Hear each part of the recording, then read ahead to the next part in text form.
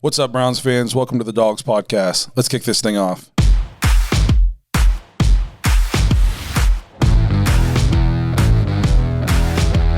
Welcome to the Dawgs Podcast with your hosts, Blake Reniker, Zach Kopp, Justin Charles, and Josh All.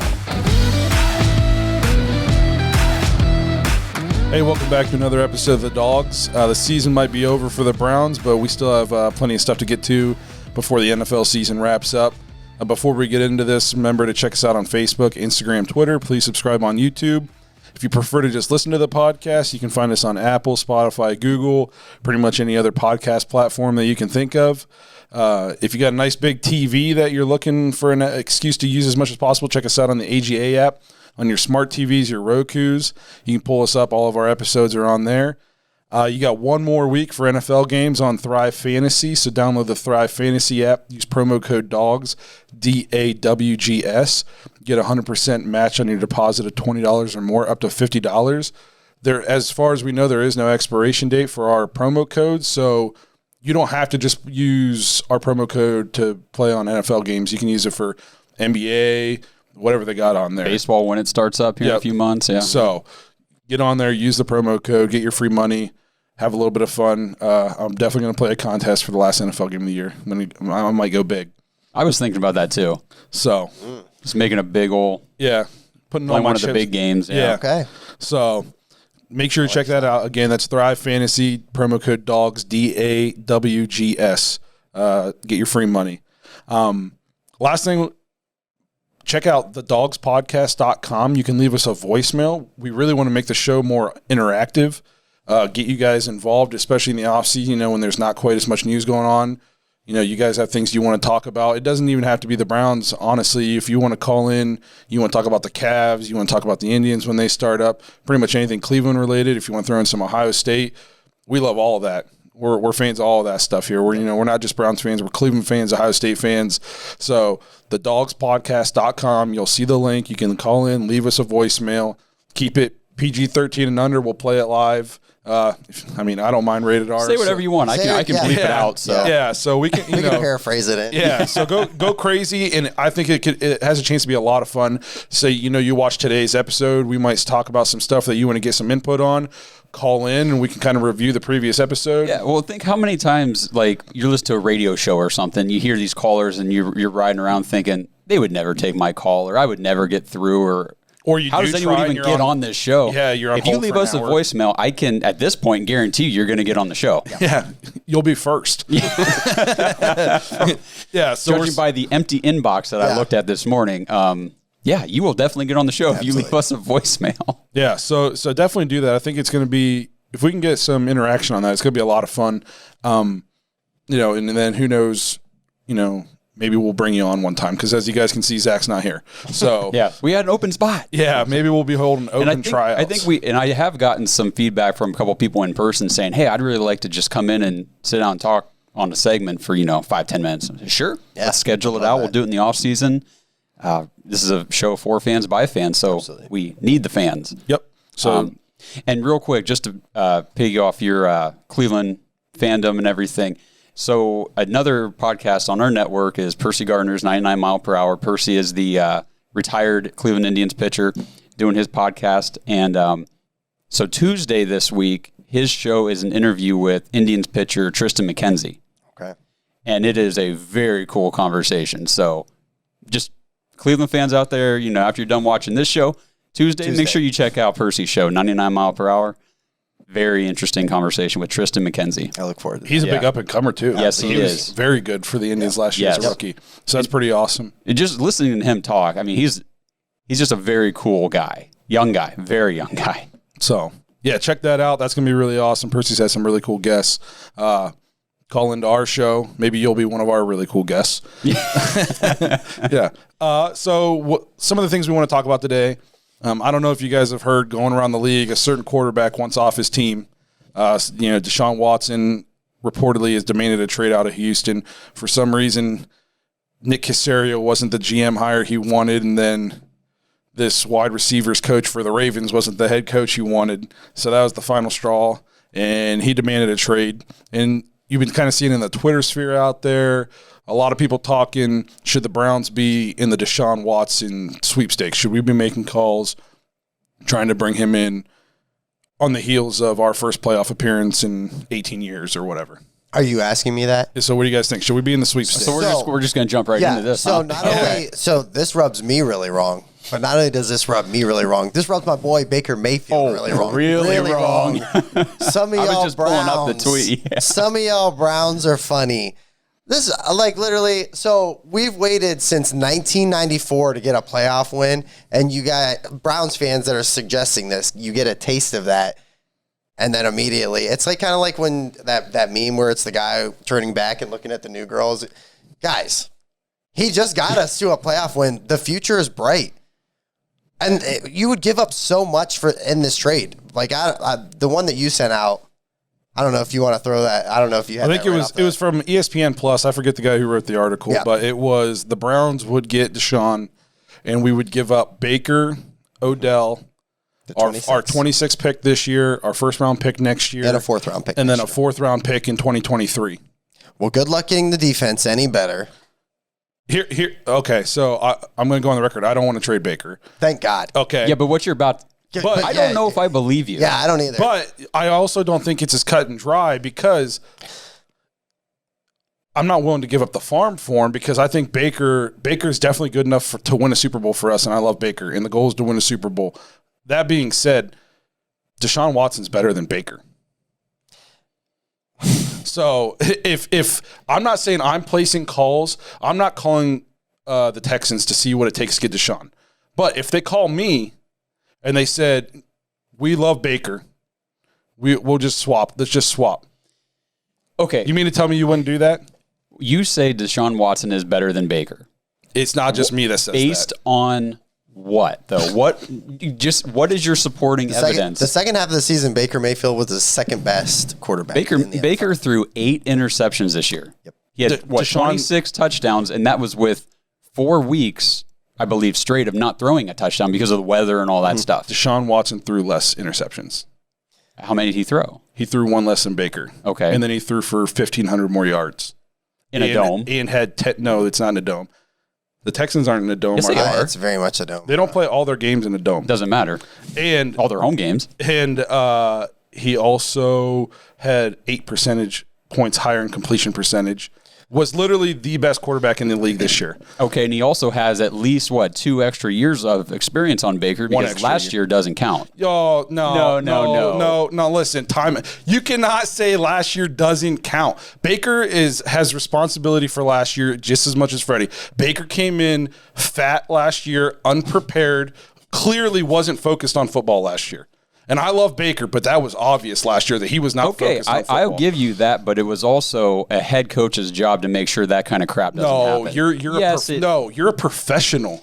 You are a professional. You think anybody has to tell Patrick Mahomes, make sure you come into this season focused? Bro, no. He's young. He's got that good high metabolism going on. No, he's fine. Your head coach. It's hard to say. He's had Andy Reid since he started. No. Any of these you're a professional football player. It is not the coach's job to make sure you're ready as far as focused on the game. That's ignorant. That's ignorant. There's no way. Not in Cleveland, it's not, dude. This place is dysfunctional, or at least it has been. I mean, Baker was he's on his 4th head coach in 3 years. Listen, last year's season for Baker has been Deshaun's entire career. He's had a terrible head coach, terrible management, no talent especially on the offensive line. All right, I'll give you that. This year they traded away his number 1 receiver and then lost his new number 1 receiver halfway through the year because he was taking steroids. No running game, no offensive line, and he was statistically best quarterback in the league. Okay, fine. So you'll take Deshaun straight up for Baker. Justin. Absolutely not. Okay. You can say all you want. That's why you guys aren't GMs. I mean, I'm not a GM You're either. Right. But You're right. Let me throw this out there. Go ahead. If Cleveland's heyday pitching, Charlie Nagy, great Indians pitcher, one of the best. Okay. The Braves call you and say, "We'll give you Maddox for Nagy straight up." Well, the Braves were in a better position. They had 3 Hall of Famers. Would you do that? Would you do that? It's basically the same thing. I don't know, man. Now you're asking me stuff about when I was like 5 years old. It's- And, oh, like, Trust me, I remember these days, man. I do too, but I'm these like, were good eh. days. It's the same thing. back then, I thought baseball was just fun. Charlie Nagy was a great pitcher, but Greg Maddux was on a different level. Baker Mayfield is a good quarterback. Deshaun Watson's on a different level. I feel like that's different though, man, because It's not literally different. those are get one guy. It's one okay. guy against one guy, a leader of the team. Those are you had Smoltz, Glavin. No, I'm No, just listen, and those listen. were rotational players. They go and play one game a week. Yeah. bro. It's the same. I'm saying it's the same scenario. You have a not the pitcher. same. No, it's not. Yes, it's exactly. Pitching I in wish Zach was baseball here. is so much not the same as quarterbacking in the NFL. You are a part of a specific system in your offense. Like pitching, you step on the mound, you pitch. I mean, I know it's not that cut and dry and simple, but there's not a playbook. There's not a. What's that have to do with anything? It's the same scenario. Would you trade a guy who's considered a very good Cleveland Indians pitcher for a better pitcher? I don't think that Would you do it? Yeah, I guess so because Well, that's a pretty okay. Just come in and pitch. Well, here's the thing, Blake. We can You say don't that think all this- day, you but don't that's think not that- going to be the trade. But you don't think Deshaun Watson could? I know, but So what's okay. We're going to give up. Like we've talked about it. You're going to give up. no, and again, I'm saying I No. don't want to do that. I don't want to give up the farm for and trade Baker. Well, and you would have to. They're But- asking for 3 first But I'm rounders. saying hypothetically, if they were willing to swap, I'm with you. guys The not being hypothetical willing- is it's a moot point because that'll never happen. No one's going to just. Or what if swap. the price was? What if it was like we'll give you Baker in this year's first? No.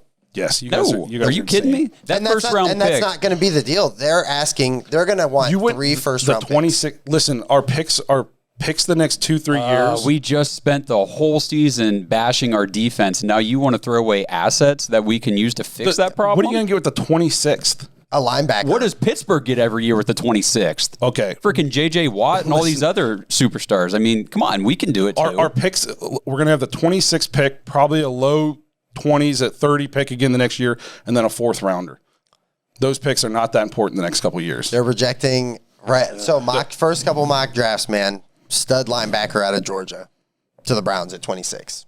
At 26, you can We trade watched back Mac up into the Wilson first. miss tackles all season. You can trade back up into the first too to get a linebacker. Not if you're giving up your 4th, and Yeah, The what do you- 4th is 3 years from now. I don't care, bro. It'll be. We don't. Here's the thing: is so how much of an improvement is that from Baker Mayfield? We don't even know if he. This isn't like he's at his ceiling.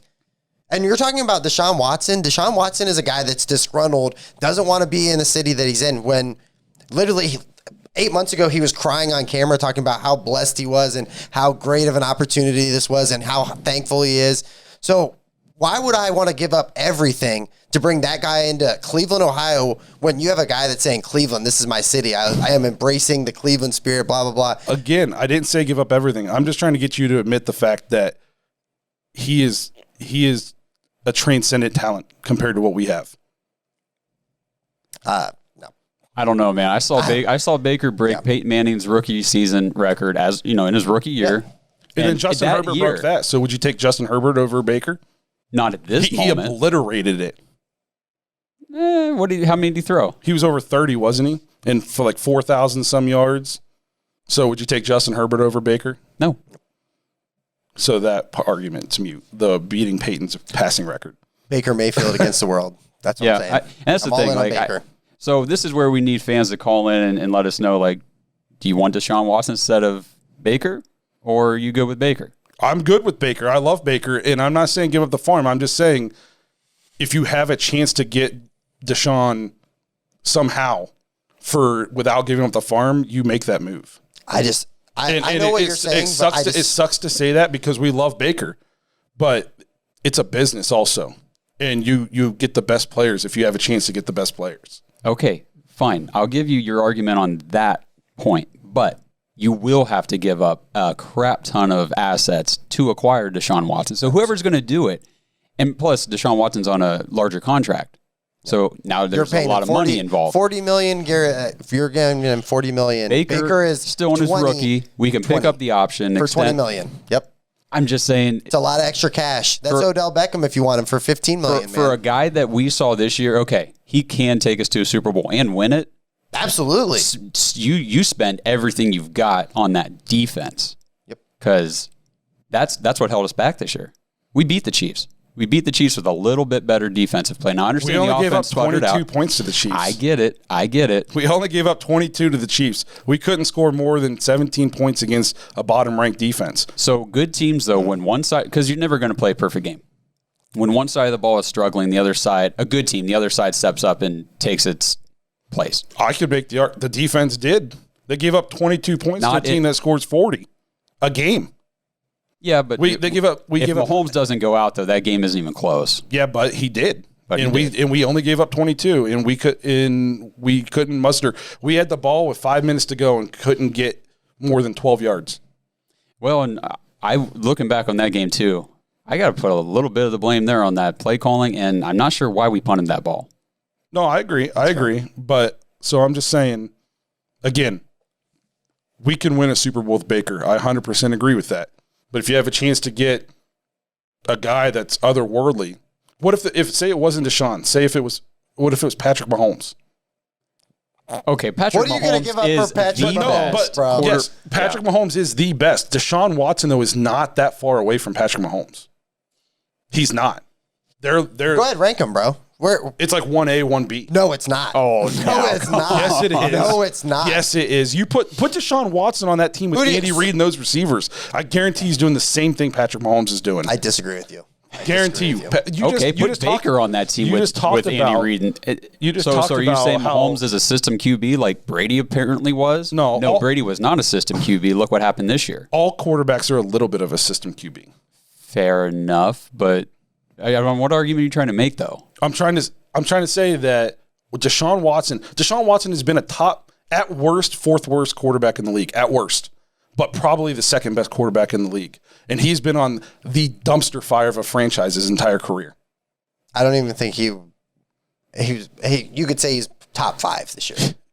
He's top. Aaron Rodgers was better than him. Mahomes was not better statistically.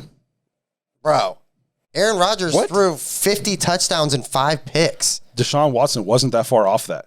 Did he throw 50 touchdowns? Did he throw 5 or less picks? And let's look at the situations. So that doesn't make any sense. Let's look at all this again. This year for Deshaun Watson, look what happened when Baker played on a team with bad coaching, no weapons. He was abysmal.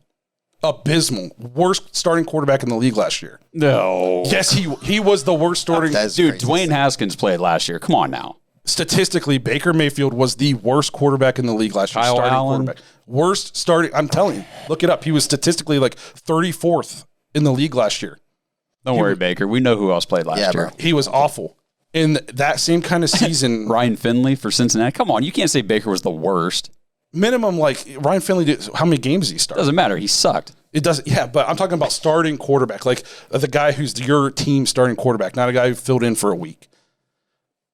Deshaun Watson this year put up borderline historic numbers in amongst chaos.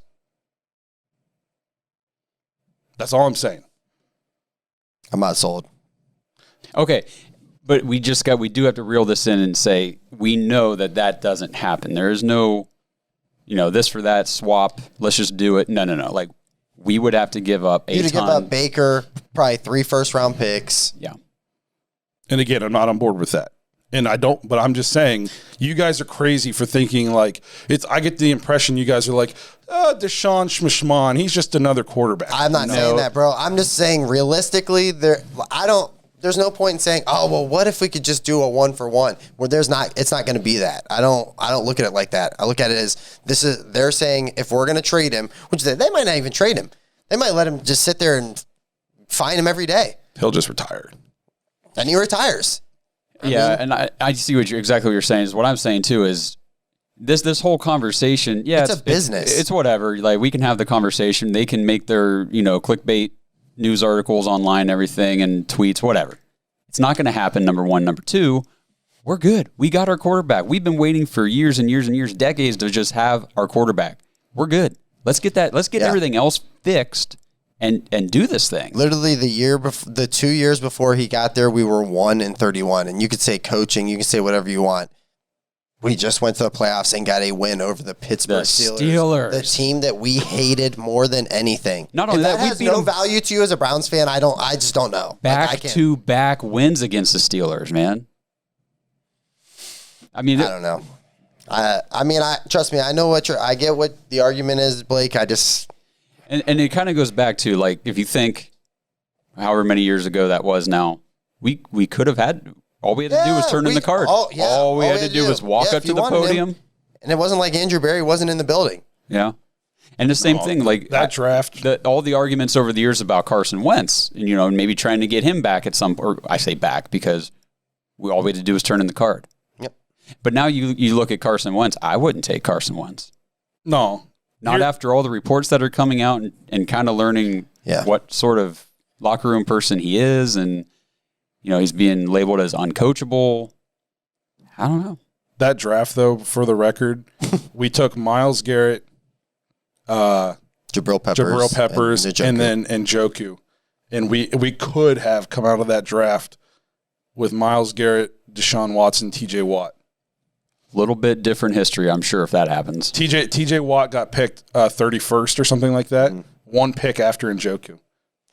I was reading about that draft yesterday, and it hurt my soul. That'll make you a little nauseous. Yep. But, okay. So, all right. So, for the Rams, you said that there's talk about them moving on from Goff and trying to bring Stafford in. Is that right? I read that this morning. Okay. That's absolutely accurate. Now, I mean, and I'm not trying to push this argument one way or the other, but is that a smart move for the Rams? I mean, playoff team with Goff, Super Bowl. They went to the Super Bowl. It depends on what you give up. Like, they're Super Bowl ready. Is Stafford that much of an upgrade over Goff? Yes. Absolutely. Yes. Okay. Absolutely. Jared Goff is... And we're gonna get into this. So that's, again, I don't want to trade Baker, so please don't be in my mentions. God. But you got to present both sides of the argument here. So Baker, if you're listening, I'm not one of those people. I'm very happy to have you. But I can't. He's some of y'all Browns. But I can't play. I can't Browns in quotes. I can play devil's advocate. So that brings us to Baker Mayfield. He's going to be on our team. We're not going to get Deshaun Watson. Do we pick up his option? Do we extend him? What do we do with him? So it's interesting. I read a really good article about it. They have until basically May to do the option, to finalize it. Now, if they do that, with all the caps and everything that they're doing and the collective agreements this year, collective bargaining agreements, if they do it, we owe them $20 million. Guaranteed. Which is a bargain for a franchise QB. Absolutely. So for me, absolutely, you pick up the option. Don't extend, just pick up the option. Pick up the option, because here's the thing: once you sign him to a big contract, which he's going to want, it's a lot less money to go around, and he's going to be making more than $20 million. So, I think for a quarterback, a franchise quarterback, $20 million is an absolute steal. So speaking of the Rams, we have to be careful not to fall in the trap that the Rams made a couple years ago. They made their Super Bowl run. And then they dumped a ton of money into a couple players, and it set them back. And I think Baker's obviously Jared Goff, to me, his one season was kind of an aberration. He's been not that good for most of his career, then had one good year, his first year with McVay, or second year with McVay, I think. But I don't think I'm with Justin. I think you just pick up that fifth-year option this year. I don't want to say I'm doubtful, but let's see Baker do it twice. I'm not even doubtful. I'm saying financially, that leaves so much more money to add pieces. And I think he's smart enough to know too that I'm not saying he's like on the Tom Brady thing where he's like, I'll take a little less money. No, but Baker's definitely got that. I want to win. Obviously all these football players want to win. They're all competitive, but some guys are just a little bit more. And that's like Jared Goff. I don't get that vibe from Jared Goff where it's like, okay, fine, we'll worry about the money later. I just want to win. Did you see the contract? It's not a I want to win contract. It's a 4-year, $134 million contract. Over $33 million a year. I think if we pick up this option on Baker, then we go to extend him. One, I want to see him do it again. I want to make sure it's not a flash in the pan. Again, I don't think it was, but this was honestly his second year that he's been awesome. But his rookie year, he still threw a lot of picks his rookie year. He's a rookie, though. Yeah, but so this seemed to be consistent. Before I dump a ton of money into people, I'm going to be. Oh, I'm not saying sure. spill out $135 million. Especially when we have the choice to just pick up the option. You know what I mean? So, and I don't think that shows any. I think you sit down and you talk with Baker and you're like, listen, we want you to be successful, but in order for you to be successful, we got to have money for other parts of the team. So basically, this year coming up, you have him and Denzel are going to be on that option, right? Where you can pick the option up. Literally one pick after that round is Nick Chubb. Next year is the only year that's guaranteed. After that, I'm not saying Nick Chubb's going to want a ton of money. I don't know what Nick Chubb wants. Nick Chubb doesn't talk. No, yeah. You don't know. I'm guessing that he wants to be in Cleveland, but you really, yeah. I mean, who knows? I mean, you really don't know. Like he could be like, hey, I got a lot of people that I want to take care of at home, and running backs, they don't have a huge. Their shelf life isn't that long. He might be like, listen, I'm a top 2-3 back. Absolutely, I need my money now. Yeah, because running backs these days they don't get that second contract. Look at Todd Gurley's knees, and Todd Gurley was an animal a few years ago. Yeah, how quickly it changes. Yeah. I mean Zeke. I think Zeke I don't know. Now, there was a lot of problems in Dallas this year because he looked good until Dak went down and the whole O-line was out. We were joking around because I had him in fantasy, and he was like, he's not done anything. And I'm like, he's a top 3 running back right now. He was still a RB1 this year in fantasy. Because of catches. If you looked at his rushing yards, he was not rushing for that many yards. No, he wasn't. But, again, you got to look at now. He's not a Todd Gurley. There's not injuries and knee problems. It was just getting stomach tattoos and stuff. Straight up team issues right there. I'm just wary of. I don't look at like fantasy stats as like the value a guy has. No, because you can get a lot of inflated fantasy stats. No, but they are that good. Okay, indicators of situations. Yeah. So again, and I think with Baker, you got to sit down and you have an honest conversation with him because can we all agree? As much as we love Baker and as good as he played this year, he's not the kind of guy where if we have nothing around him, he's going to still thrive. Really, honestly, this year, what he had around him was a good O-line. You cannot tell me that the receiving core nice was... running backs. All he had around him was an O-line. No, I'm talking about the receiving core was not... It was not... I don't know, man. Fantastic. Jarvis Landry had a great second half of the year. First half, not so great.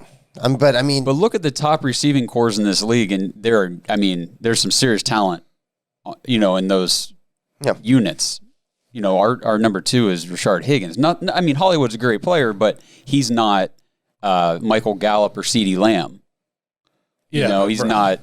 You can't tell me that Baker's got one of the best all-around offenses around. He does. He absolutely does. I'm just saying, swap out Higgins and Peoples-Jones for Deontay Johnson and Chase Claypool. And you also have to take into account we had 3 very good tight ends this year, 2 great running backs, the number 1 graded offensive line in football, and Jarvis Landry, a perennial Pro Bowl receiver. You could do a lot worse on the offensive side of the ball. I think that he has, but that's the thing. The more money that you pay him, the less. These are a lot of. That's what I'm saying. These are a lot of young guys. That's what I'm saying. I'm saying friendly deals. You got to sit down and talk with Baker because you tell him, listen, if we give you $30 million instead of throwing to Hooper and handing it off to Chubb and throwing to Jarvis, your number 1 might be Peoples-Jones. Yep. And Dearness whatnot. And your running back's going to be Kareem for 1 more year. Yeah, Kareem, and then we're going to have maybe some rookie in the draft or Dearness Johnson. So Baker's got to look. Do I want a $30 million contract, or do I want to still be able to hand off to Chubb and throw to Jarvis?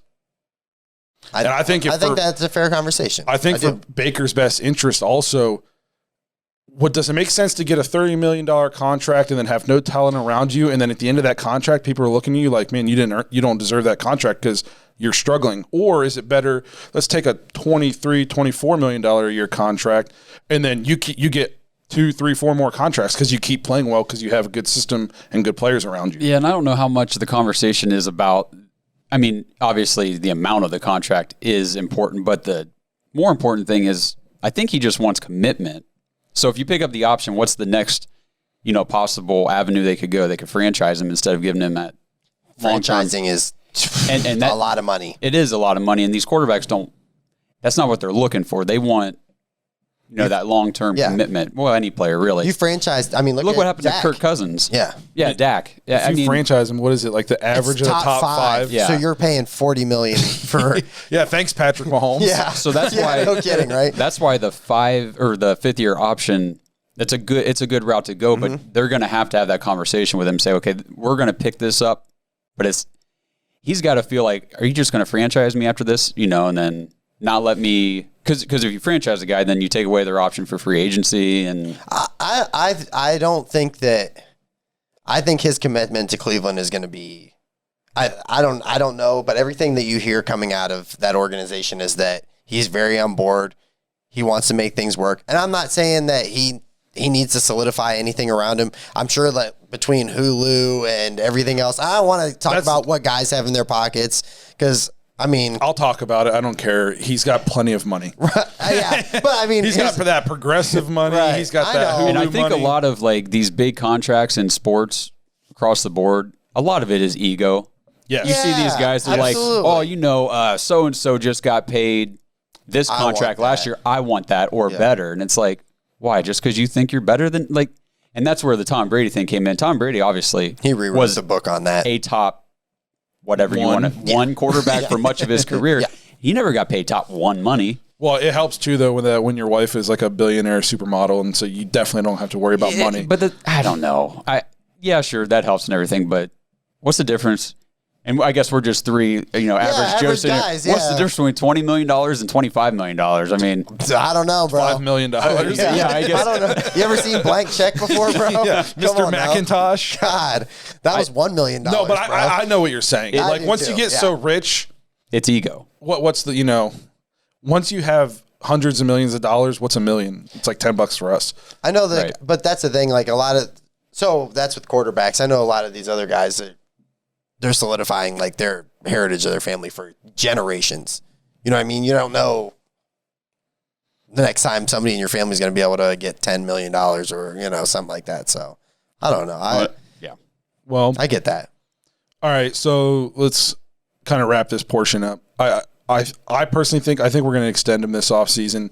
And I look for it to be like a 3-year middle of the road deal, as long as he's willing to take that. And I think he will, because again, like Justin said, I think he wants to win in Cleveland. You win in Cleveland, there'll be statues of you. You'll be bigger. Bernie had 2 good years, and I literally, if I ran into Bernie on the street, Bernie wouldn't get off the street. I'd be talking to him all day. Just like, Bernie, just tell me about 87 real quick. That was the year after I was born. I mean, to put that in perspective, if Baker were to win a Super Bowl for the Browns, he'd be bigger than LeBron here. And that's insane.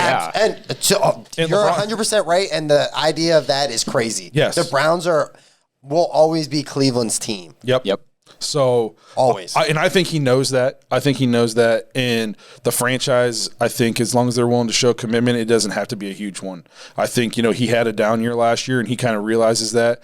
And he knows, we're putting pieces around him for him to be successful, not just for the next 2 to 3 years. We're putting pieces around him for him to have a 10, 15-year career. So let's hope that's the way that goes. If we give him $35 million, I'm nervous. But who knows, with how the bargaining works, you know what I mean? I think it's $35 million isn't that crazy in 2-3 years. Everybody's saying it's going to go down probably next year and the year after because of all this COVID stuff. Huh? So the cap's going to be smaller. I'm not a cap expert, but that's just what I've heard. Jennifer Gardner and Jeff told me a few things about worrying about the cap and making Sonny the Weaver books. Jr. was talking to me about it. All right, so we wanted to talk about some of the 2021 free agents on this team for the Browns. Browns have a lot of guys they have to consider their futures.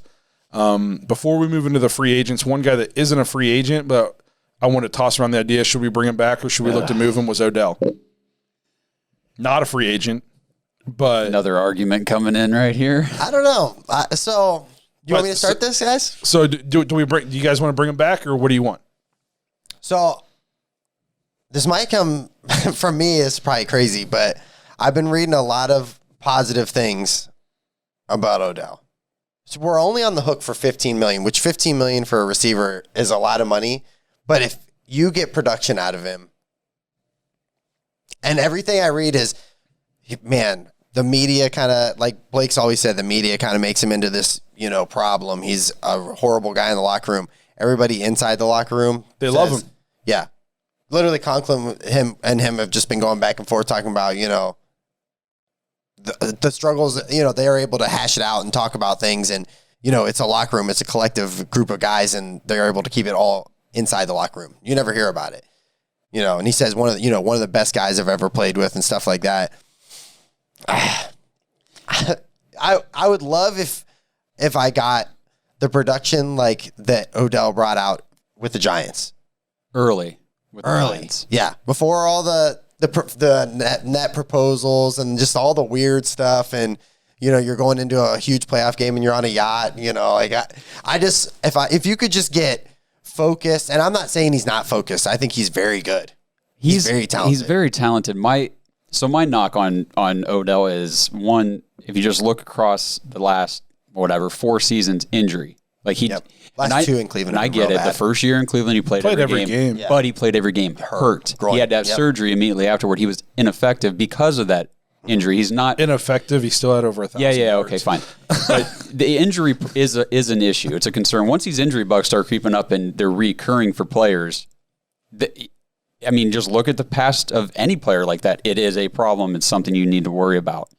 So for me, it's, what's the situation? If somebody's coming and knocking down our door saying, look, if you're ready to move on from Odell and we'll give you this because we want him, and it's a good offer, I think you take it. I think if you get a Pro Bowl linebacker or some type of piece, it kind of makes sense. But it's got to be attention that he gathers on offense is a lot bigger than people talk about. People want to say like he wasn't being productive, but if you watch nobody can cover him one-on-one. If he's one-on-one, he's either getting open or they're holding him all day, every day. Yep. Nobody can cover him one-on-one. Early in the season, Kareem Hunt would catch a wide open touchdown. You'd watch the replay. 3 guys would follow Odell on like a slant across the middle, and nobody paid attention to Hunt. So, and again, I think against the Chiefs, it was obvious that we were lacking a playmaker on the field. They had playmakers all over the place, and we seemed we seemed slow, honestly. Yeah. We seemed slow. Yep. So I'm with you, though. I don't want to get rid of him, but it's kind of like the Baker Deshaun thing. If they call you with an offer you can't refuse, but it's got to be an impact piece. It's got to be somebody that when they're on your team, they're going to start and make an impact for you this season, not a project, not somebody that we think we can develop to be good. It's got to be somebody that's a plug-and-play, Pro Bowl, all-pro type caliber player for you right now. Absolutely, because that's what you would expect. If a team's willing to come and do that, that's what you expect Odell to be for them. Yes. They want to be able to say, plug him into the offense, and boom, we got a huge upgrade over whatever we've got. Yep. So that's what we would need in return. And, we'll talk about this later in the offseason too, but I was looking down the list of some of the free agents that are going to be available this offseason. And there's some receivers out there that if that offer did come in for Odell and we said, okay, we got to take this, there are some other guys we could pursue to kind of fill that void if we wanted to. Mm-hmm. And just seeing Baker's production without Odell with, the group of receivers we did have, I think it'll all work out one way or another, whether it's with Odell or without. But to get rid of Odell, it can't be for nothing. It can't be for. It's got to be for a third or a fourth. Hell, even for me, if it's a second, I'm not. Here's the thing too. I'm not get talent in the second. I'm not giving Odell up though for an unproven commodity in the draft. Again, if I'm giving him up, it's somebody that I know. I'm going, oh, holy crap! I can't believe we got that guy. Yep. That's the kind of player I would be willing to part ways with. A franchise guy yes. on defense. Yes. Or offense. Does it matter? Preferably the defense. It's absolutely, for me, it would have to be defense. Preferably the defense, but again, I don't want an unproven commodity in the draft. The draft is kind of a crapshoot, So it's got to be somebody I know that is going to come in and make an impact right away. Also, I think if we're going to bring him back, you gotta. I'm interested to see how we talked about this in the last episode, how he fits into our offense as it evolved over the course of the season. Mm-hmm. Before he got hurt, I feel like the offense was very vanilla-ish compared to what it was. Like Week 8 offense was definitely not Week 16 offense. It's a valid argument. I know you've made that point before, and I do agree with what you're saying too, because whenever Beckham got hurt, it was still pretty early on in the season. Our offense was fireworks the end of this, the second half of that season, and we didn't have Beckham. So I know. I've been harping this whole time. Oh, look what we can do without him. But I do see your point that part of the offense. What if we had him in there with that explosive offense all of a sudden? It's like the offense was, the evolution of the offense. I think by the end of the season, Stefanski trusted Baker so much more. Yeah. So and Baker trusted him too. Yes, so absolutely. The playbook was way more open in the second half of the season. That beginning of the season, we were seeing stats out of Baker. He was like 16 of 21. Yeah. And every pass was a play action boot. There was no to the right. Yeah, there was wasn't even to the left. There was almost no straight drop back passes, almost none of that. So I think you saw like a huge improvement out of Baker throughout the season in the offense. So I'm very curious what it would look like to morph him into that offense. No, I'm with you, and I've definitely come around to that perspective too of, the way that offense developed. I would be 100% okay with just let's roll with Odell. Let's see what happens next year with this improved Baker in this offense, in this system, just in the NFL in general, with Odell Beckham on the field. And he's going to get his money. It's not like he needs to get 100 catches to, they're giving him $15 million all day. Yeah, and I think you just sit down and you have an honest conversation with Odell too, which he's come out and said, I know my stats here. I'm not putting up 1,600 yards here. Right. But we say Baker wants to win. Odell, to me, all he wants to do is win, at least in my opinion. So you sit down, and you have an honest conversation, and be like, look at what the offense did without you. So we can do this without you, but we'd rather do it with you. We just need you to gel into this. And Baker can't feel that pressure of having to force the ball to Odell. He's got to just treat Odell like he's Hollywood Higgins. If he's your second read that play, you get to him second. You know what I mean? Or if he's your first read and immediately, that's not we're not going that way. Don't even think about going that way. Yeah, just don't look at the name on the back of his jersey. Because that's what makes Baker so good. Once Odell went out, he started completing passes to 8, 9, 10 different receivers. And that's how he was as a rookie. He had no elite, top to blow the top off number one receiver. Yeah, and he was great. And he was just going with what the defense gave him instead of forcing. So I think as much as you got to talk to Odell, you also have to talk to Baker and be like, listen, obviously we want to get this guy the ball, but we're going to get him the ball within the rhythm of the offense. It's not on you to just force him the ball. Right. So, okay. So we're actually kind of all in agreement. We could actually go back and let's use the Dallas game as an example of Odell and the potential offense. Are you kidding me? Oh, yeah. Yeah. I see what you're saying, though. Against the Chiefs with that sort of potential. I want to be open-minded because I'm guilty of being like I don't want to say I'm anti-Odell, but I'm like, I feel like it comes with so much baggage. Like, and I don't know if that's the sports media. Like, even the guy tweets something in sports media is like cryptic tweet. Is he leaving? What is going on? I just think that he's so polarizing as a figure that people just don't know. I don't know. I just feel like they try to make it into something else, whether that is what it is or not. There's people who do way worse things in the NFL for sure. that nobody talks about. But Odell can wear the wrong colored shoes or his pants don't go down long enough, and it's singled out on ESPN. Not to mention, all the crap with Tyreek Hill last year. Oh, but he's on the Chiefs, so they're just kind of not going to talk about that anymore. Yeah. So you're absolutely right about that, and I agree. And I think that, unless that, can't refuse offer comes in, Odell needs to be integrated into this offense, and let's see what he can do next year. But if that injury thing comes up again next year, some other injury, and he's out for 10 games. That's the thing that's rough is more injuries, the lower that reward comes back. The good thing, though, is to come back on that. No contracts in the NFL aren't guaranteed. So say, something freak happens. We're not trying to jinx him. He gets, another injury where he's out for the season. We can cut ties with him, and there'll be a cap hit, but we won't have to pay him the full contract. No, but at that point, though, you are giving up that opportunity cost of you could have gotten potentially another asset for him in a trade. If you write it out. Have we said what we'd want? Like, did we throw a name attached to that? Like, do you guys have a name that just for fun? I don't. I do. And I'm going to blank now on his name. The linebacker from the Jets who opted out this year. Mosley. Yeah, C.J. Mosley. Okay. Because the Jets have the cap space to take on Odell's contract, and if we get C.J. Mosley, a Pro Bowl linebacker in return. Because think about it, they're either going to ride with Sam Darnold under Saleh. That's his name, right? Robert That's a Saleh. good hire, too. I think so. I like that They're either going to ride with Darnold or they're going to go Justin Fields or one of these other young guys in the draft. You need an elite receiver for a rookie quarterback. Or that's the ideal. Or you call up the Houston Texans. If there's a team that can't afford to give up their assets, though, it's the Jets. Yeah. They got nothing. They need those picks. Sure, but I'm saying on defense, though, that team cut ties with so many players this year. Adams. I mean, they traded away all their good pieces. So Mosley, I mean, I think would make sense for them. Well, let's just revamp this defense, get an elite number one receiver in here for whoever's our quarterback, and then we acquire Mosley on defense. Oh man, Josh. Man. I mean, I don't think it's crazy. He's game breaker type stuff. I mean, and for a guy that sat out the second half of the year and we watched their offense thrive as far as the Browns. Mm-hmm. Who knows? Maybe that Chiefs game. That's my name that I keep coming back to.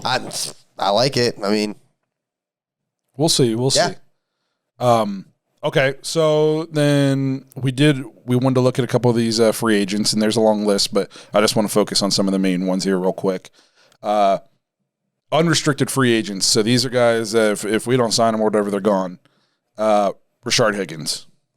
God, we bringing him back? What happens with Odell? Like, I think that's a big part of it. I think no matter what happens with Odell, you're bringing Rashard back just because of his chemistry with Baker. But are you paying him? Because he's going to want decent money, right? No, here's the thing. He might want decent money, but nobody's going to give him decent money. We said he had a great year this year. What do you have, like a couple touchdowns and 500 yards? I mean, Rashad Perriman went and got big-time money from the Jets, and I think that Rashard Higgins' best bet to get the highest value that he can get is with Cleveland because he has the most value in Cleveland. He's got, like you said, he's got that chemistry with Baker. He goes somewhere else. He's not going to get that kind of contract because it's almost like an experimental piece for another team. It's like, okay, you've been a number 3 receiver your entire career. We'll bring you in, see what you can do, but we're not going to pay you like Cleveland would have paid you to be a step in one if they needed you. Again, Higgins, I think Higgins was good he had 37 catches, which tied him for 113th in the league, 599 yards, which tied him for 75th in the league, and 4 touchdowns, which tied him for 63rd in the league. He's not demanding a high market value.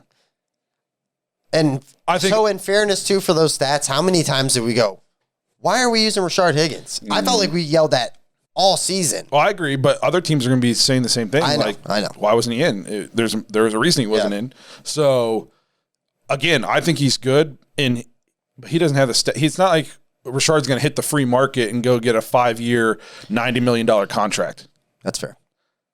No, he's going to get a 2-year, 3-year, $15 million. No, I think honestly, I feel like if he goes anywhere but Cleveland, I don't know if he gets more than a 2 from anybody else. So I think like pretty much any pretty solid. I think like if Rashard went to like the Packers, he'd be good. Yeah.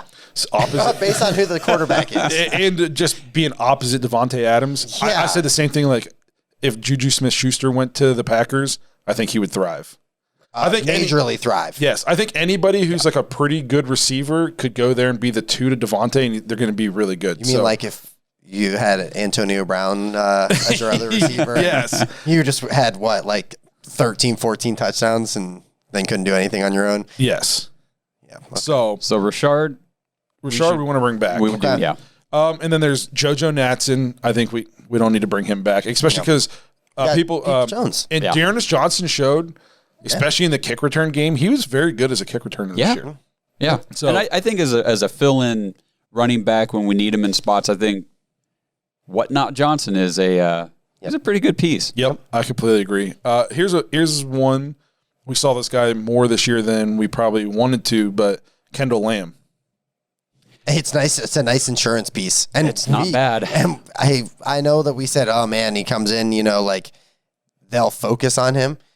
He held his own on all the big spots. I will say when he came in against Pittsburgh, when Conklin went out, and that first play, T.J. Watt kind of beat him, and there's a holding call, and I was like, Kendall Lamb's in and then you didn't hear from T.J. Watt the rest of the game, and Kendall Lamb was the one out there. So Again, another guy I don't think is going to demand a huge contract, but so if we can get him on the, like a good value contract, I'd bring Kendall Land back. Absolutely. I think we saw this year, it is very important to have depth on that offensive line. A lot of it. Because reliable depth. Yes, because if there's any unit in football where it's important to have cohesion and one weak link is super noticeable, it's the offensive line. Yeah. You could have 4 all-pro Pro Bowlers up there, and if your right guard is trash, your line's going to look bad. Or a really great offensive line coach. Yes. That also helps a lot. Yes. Yeah, and with the offensive line, too, it is who else is out there in free agency? What's Kendall Lamb want as far as a contract and money and all that kind of stuff? Because I think there are other pieces they could bring in to be depth pieces. Sure. But, if they say – if the report comes out, Browns re-sign Kendall Lamb, sweet, I'm all about it. And I don't see teams he did catch a touchdown this week. That's true. So he only had 3 less touchdowns than Higgins. Stop. But that's the thing. He's a nice depth piece for us, but I don't see teams actively going. I feel like we can get in there and be like, hey, so do you want to come back and be part of this team? Yeah, I agree. And help out anchor this line. Yep. So here's a big name, and I think at the beginning of the season we all would have agreed that he's gone. Now this year, who knows? Olivia Vernon. Absolutely bring him back. You think so? So if he takes a friendly deal for us, the way he was producing that second half, it felt like from the Myles Garrett COVID deal on, he was very good. And I like you would have put a Myles Garrett jersey on him, and I would have been like, man, Myles Garrett's out there just having a great year still. Slanging and banging. He had a great second half. There were so many times that I'd be like, man, Olivia Vernon. I think he was averaging a sack a game second half of the season. Yeah. So I just looked. Olivia Vernon is 30, so I don't know if he'll be 30, 31 when the season starts. It's not young, obviously, but it's not too old for maybe a 2-year contract. And I think that this is the kind of draft where they get second or third round, you get another pass rusher to develop.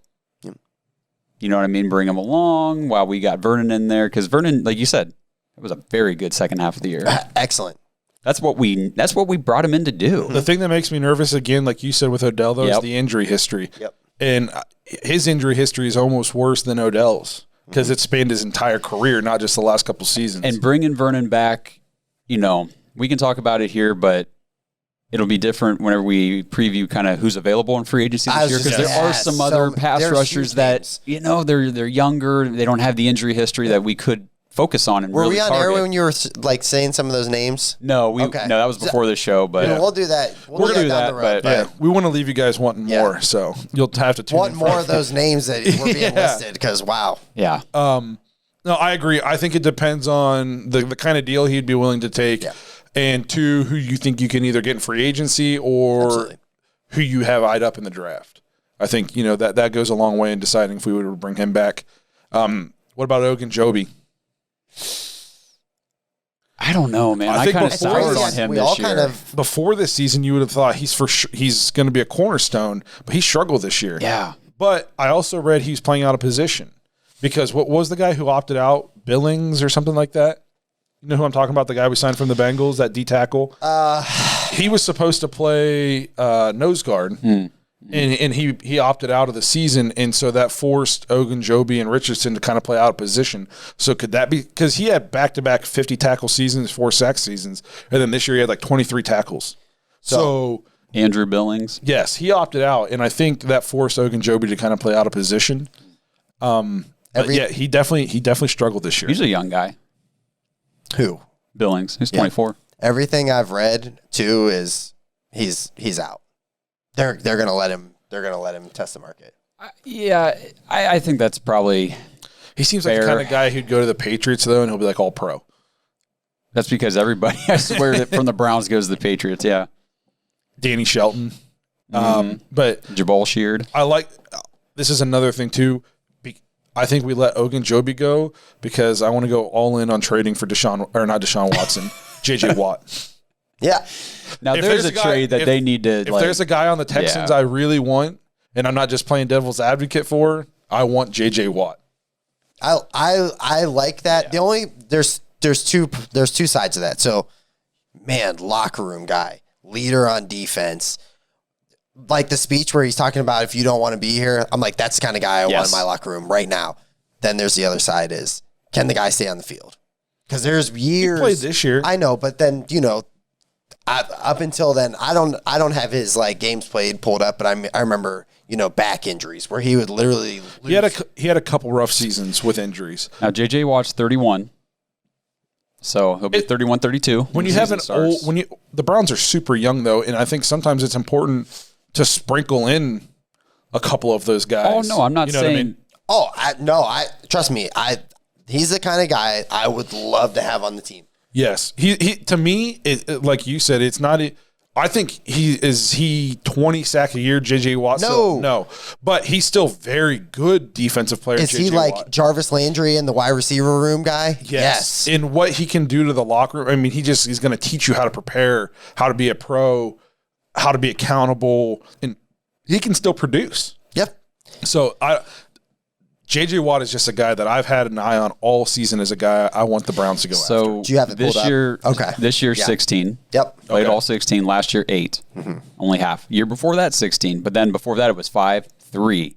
But then go back more than 5 years ago, he never missed a game. Yeah. 2011 to 2015. So a couple rough seasons, but it's good to see he only played 8 and then bounced back and played every single game. Yeah. So and even if he came in and only played, say we traded for him and he played 10 and he missed 6 games next year, well, that's about typical.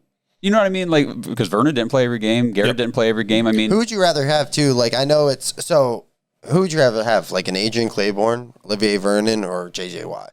I want JJ, and they play outside JJ. Yeah. And I think that's just something the Browns have kind of missed too, is we have Myles Garrett on the edge. We had Olivia Vernon on the edge. We've never had kind of that dominant inside D tackle, Cameron Hayward. Phil Taylor. Control. No, I'm just kidding. Control the middle of the, control the middle, free up the linebackers kind of guy. Yep. So I just, like you said, what he does off the field, I really want the Browns to get JJ Watt. And I don't even know if he's on their radar, but he's been on my radar. I have a feeling season. if they move Deshaun Watson, that team, literally, there's everybody. It'll be fire sale type stuff. I read he's in the last year of his deal. I was listening to Cleveland Sports Radio on my way home from work the other day, and they actually called Houston Texans reporter, and the reporter said there's no way JJ Watt's on the team next year. It's unreal. He's going to be gone. Yeah, I'd be shocked if JJ and Deshaun were, either of them were on the Texans next year. Something crazy would have to happen because they're done. They're rebuilding. Yeah. And they're going to be rebuilding for...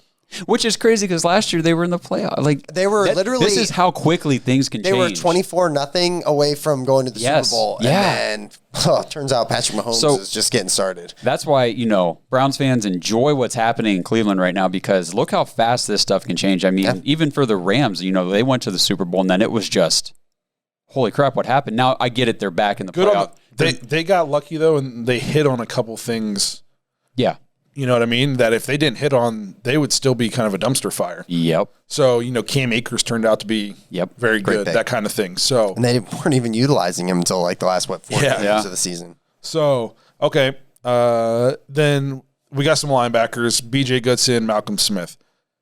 What do you do in free agency? What do you do in the draft? I think they're both gone. Like Goodson, my problem with Goodson is he's just one of those guys, and you're like, he played all the time, and probably a good locker room guy, but he doesn't do anything that well. He's just like okay at things. Literally, our whole. And you need those kind of players, but not as your top players. Yeah. That's the problem. Yeah, he should not have been. He started. Yep. I mean, but all of our linebackers have been kind of.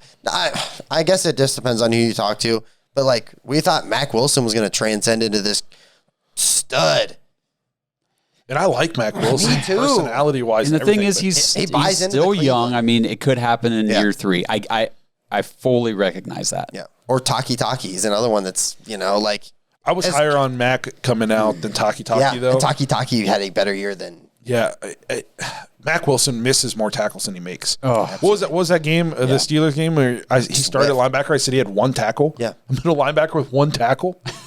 I mean... I know this is going to be down the road too, but if I'm the Browns, I'm absolutely unloading on the draft, and I'm defense, every pick. Yes. Obviously, best player available, but it better be the best player on defense. You hear that every now and again during these drafts, you'll hear about a team that, they didn't pick a single player on offense or a single player on defense.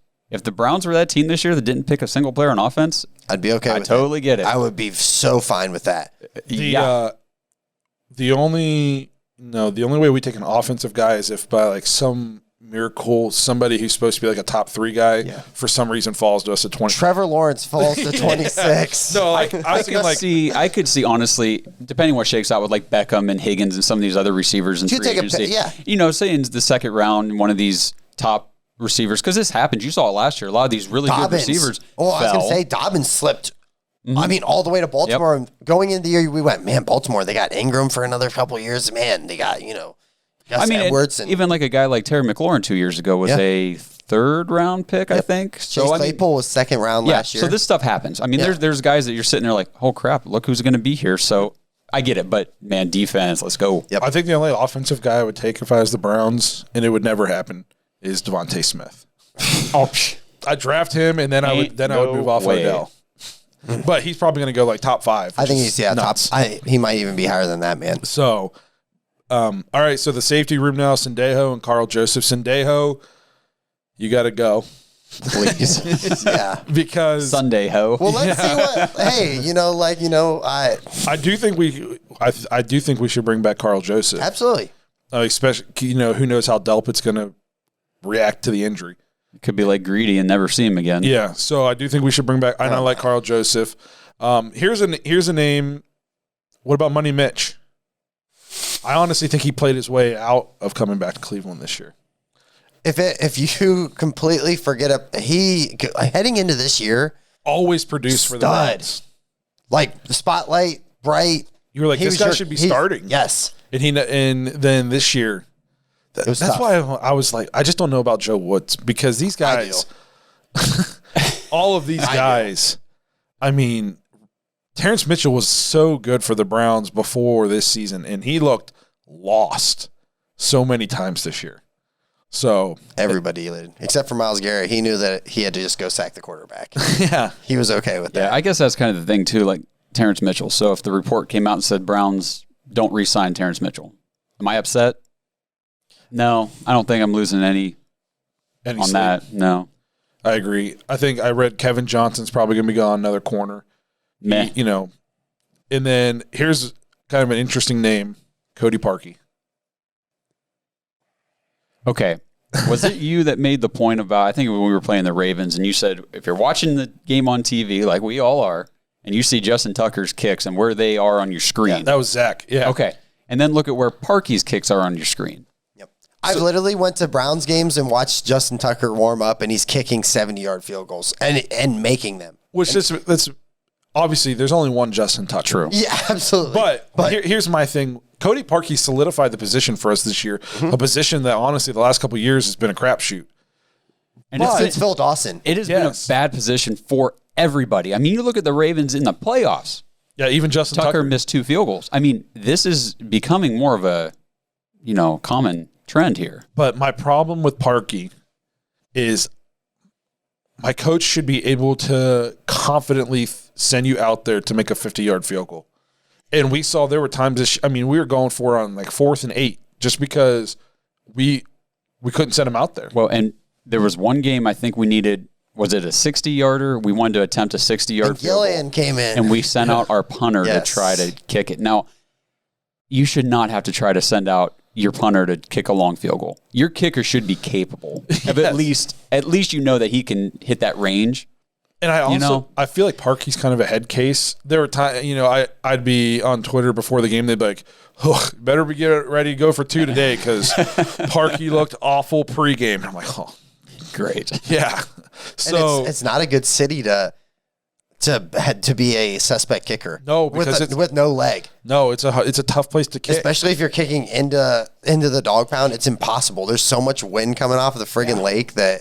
Yeah, you got to have a pretty tough mentality to be a kicker. Period, especially in Cleveland, like you said. Yeah, it's awful. Yeah. So, okay, that rounds out the unrestricted free agents. There's only a couple of restricted free agents I want to hit on here. For those of you guys who don't know what a restricted free agent means. It means that we have the ability to put like a 1st round, 2nd round, or 3rd round tender on these guys. And then a 1st round tender is worth $4.873 million. Second round tenders, $3.422 million. And third round tenders, 2.2. So you put this tender on these guys, and then that's what you're going to owe them. But somebody can come and sign them if they want. But if they sign them, you get a pick.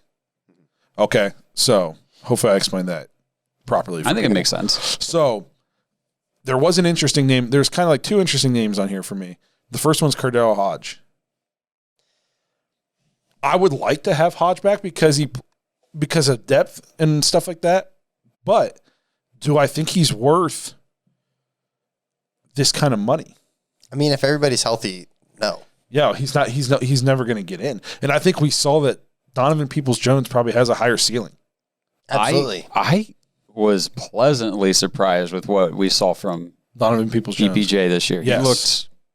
He looked very competent. That 100-yard game's coming very soon. No, yeah, I completely agree. He was way better this year than I think any of us anticipated. And we talked about that is kind of like high reward, low risk pick. And it seemed to pay off. Yes. Heck yeah, man. I don't know if Cardo Hodge is back. And I don't know. I just don't know if he's worth, this money to be a guy who's probably, he might catch like 20 balls for you, maybe. So. Yeah, maybe. Yeah. Again, another one of those names that if it comes out, Browns decide to move on. Okay. I'm not worried about it. I agree. And then there's one more guy on this list, Javier Thomas. He played. I felt like there's one. He popped off the tape a lot for me, making plays. So but again, it depends on what you're doing in free agency, what you're doing in the draft. Is Greedy playing? Yes. Yeah. Are these guys going to be healthy? So these are kind of what's crazy. When do we have to make the decisions on these guys? Oh, so what, with tenders and stuff like that? Yeah. You would think probably before free agency starts, like leading up. I know, like with unrestricted, you have like a 5-day grace period where you can start talking to those guys, and then So it's kind of like I'm guessing somewhere around there. These are tough March decisions. 18th. There you go. So these are tough decisions because if you don't bring back Javier Thomas, you're banking on the fact you're going to get somebody better. And you're hoping Greedy's going to be healthy, which I wouldn't be betting on that. No, and so who knows where literally Greedy, you still don't even hear anything about Greedy. No, I did read like some articles that they're like maybe he'll be able to play in the playoffs, but I don't know if that I did see that. And then nothing. Yeah. So those are pretty much all the main free agents. There's I think we had like over 20. We didn't need to get on all of them, but those were some of the main guys I saw of that we see every Sunday on our TV screen that we're like that, we may or might not see them going forward. And I think a lot of these guys, it just depends on like what you said, what we're trying to target in free agency in the draft. Yep. Well, that pretty much wraps up today's episode. We got to. Oh, no, never mind. I was saying we got to pick the Super Bowl, but we'll be back next week. Instead of doing the picks this week, I'll explain. I wanted to do the pick next week just because what if I don't want to make a pick and then find out Patrick Mahomes' neck is messed up again and he's not going to play. Right. So let's wait. We'll wait until next week until we're a little bit closer to the game. We'll make our picks on the Super Bowl. We got at least 2 more episodes lined up before we take a little bit of a break. So make sure you guys stay tuned with us through the season. I think we got a couple fun episodes coming up. So. Do you want to talk about those? Yeah, so real quick? We're going to do a postseason Dawgs Podcast Awards show. Basically, we're gonna come up with categories. Offensive Player of the Year for the Browns, Defensive Player of the Year for the Browns, MVP, maybe unsung hero, that kind of thing. We're going to come up with some categories. We'll come up with some nominations. Then we're going to put them out there for you guys, and you guys can vote on them. I think we're going to come up with who we think should win, and then we're also going to include you guys in the show. If you want to call in and talk about any of these guys, leave us the voicemail. If you want to talk, if you want to yell at me for saying we should trade Baker, even though again I don't want to trade Baker, leave us a voicemail. thedawgspodcast.com. Leave us leave us a message so we can talk about it.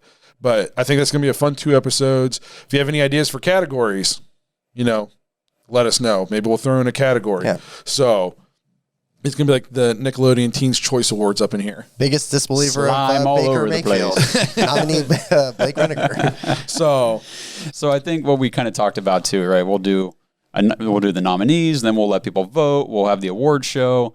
Then we're going to take a little break. Not a big break, not a long break, but just we need to kind of do a little research, a little regrouping, and we need a little off season too, I think. Yeah, I mean, even like TV shows get a couple months off, so we're not going to take a couple months. We're going to take a few weeks off, get our bearings. But again, stick with us through the end of the NFL season because we got a fun Super Bowl to talk about. We got the awards show to do, so we'll be with you guys for a few more weeks. And as we said last week, thank you guys for checking us out and making this show what it has been so far in our first season. So let's wrap this up. Remember to check us out on Twitter, Instagram, Facebook. Check us out on YouTube. Please subscribe. Check out the dawgspodcast.com. Leave us a voicemail. If you want to listen to us without watching, check us out on Apple, Spotify, Google, pretty much anywhere you can find a podcast. We're going to be there.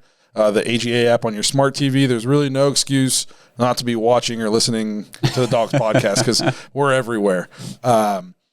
Remember to check out Thrive Fantasy. Use promo code DAWGS, DAWGS. You got one more game to play on the NFL. You can use our promo code for the NBA, cricket. I think there's esports, probably professional fishing. I think maybe PGA, bocce. I mean, whatever you want to watch and be into. Yeah, whatever tickles your fancy. So, again, thanks for checking us out for this season. We got a couple more episodes lined up for you guys. We'll see you guys next week when we present the nominations to you guys. We'll talk a little bit about the Super Bowl, and we'll see how things go. So have a good week, everybody.